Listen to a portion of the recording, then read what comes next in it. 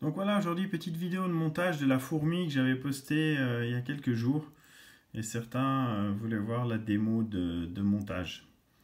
Donc c'est très simple. Donc à l'étau, j'ai placé un hameçon C- en taille, là pour la démo, en taille 14. Mais vous pouvez faire en 16, voire 18. C'est un peu plus tendu, mais ça peut se faire.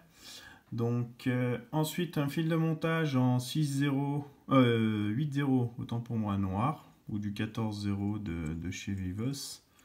Donc on fait juste un sous-corse et en fait c'est pour maintenir notre goutte de résine pour l'abdomen. Donc voilà.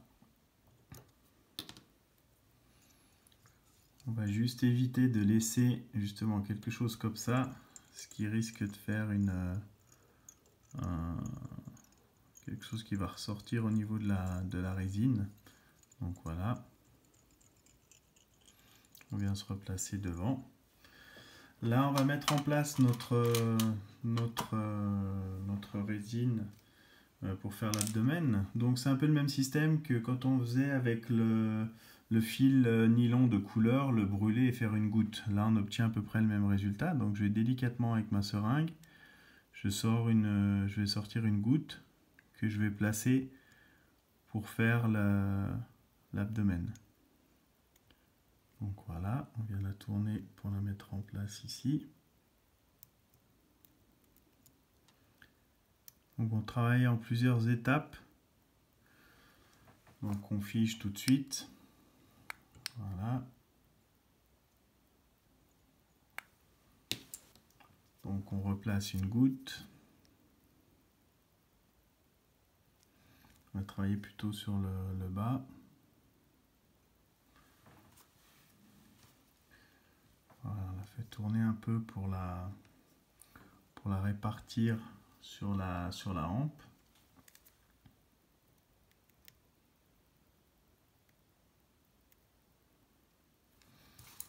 Voilà, de nouveau on fige.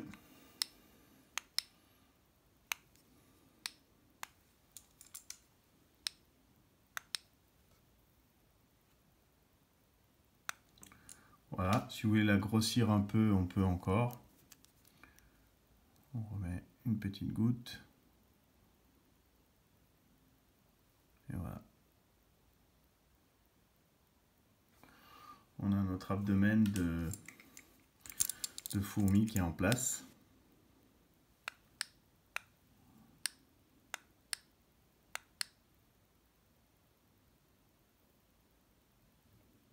Voilà. Là donc on va marquer bien la séparation avec notre thorax. Donc on laisse une partie fil, donc comme ceci. Donc on voit bien qu'on laisse quelques millimètres entre la résine et le thorax qu'on va faire maintenant. Donc le thorax, j'ai pris une bande de foam noire. J'ai coupé une petite bande qu'on vient placer sur le devant. Alors on n'écrase pas trop, on veut conserver un peu quand même le fait qu'il y ait un peu d'air dans le thorax, dans la mousse, pour faire gagner en flottabilité. Voilà, on regarde, on place notre mousse sur l'avant pour bien voir ce qu'on va laisser comme place entre le thorax et l'abdomen. Donc voilà, c'est très bien. Donc ensuite, on va fixer nos ailes. Donc vous pouvez faire soit en cul de canard, soit moi je prends des petites plumes de bas de cou de coq qui ne servent à rien et je les utilise comme pour faire les ailes. Donc voilà, on met en place le premier côté.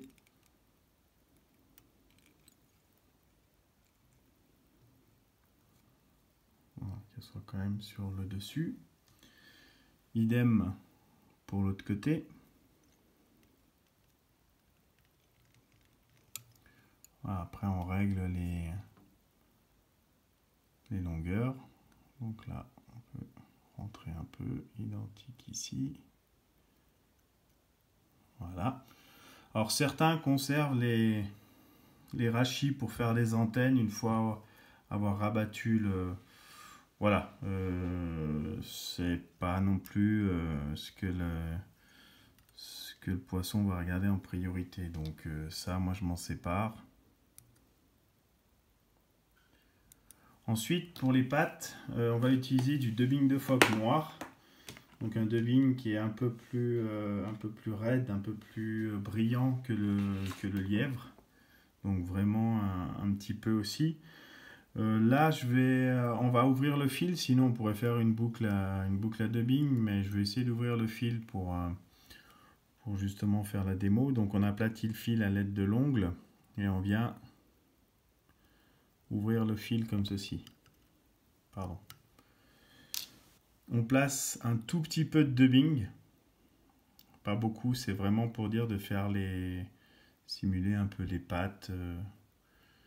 Et on l'enroule pas sur le fil, là vaut mieux le twister. En le twistant, on va garder ces fibres qui partent un peu sur l'extérieur, que si on avait enroulé comme ceci entre les doigts le dubbing, on va avoir quelque chose de peu plus aplati, un peu plus... Ça va pour faire les corps, mais pas les pattes. Voilà, en clair, ça serait ça. Donc là, vous voyez, je le vrille pour vraiment qu'on ait ces fibres qui sortent de part et d'autre. Voilà, là, ça devrait suffire. Donc on va maintenant placer celui-ci juste sur le devant des ailes. Voilà, on vient terminer notre montage. On va relever pour un peu plus de facilité pour faire finir notre thorax. Donc on va rabattre la mousse, le foam, sur le devant, comme ceci. On vient l'attacher. On tend pas volontairement pour obtenir plus grande masse de mousse sur le devant qui fera flotter notre fourmi. Donc là on va finir à l'aide du whip finish. Donc je peux déjà couper ceci. Voilà. On vient finir au whip.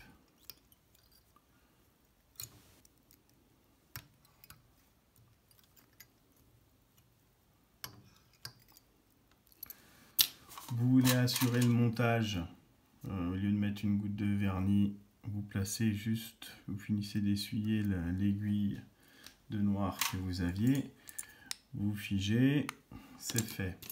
Ensuite, si vous voulez faire un petit marqueur sur le dessus, donc là on pourrait la laisser telle qu'elle, hein. On a donc nos pattes, notre abdomen, tout est bien segmenté.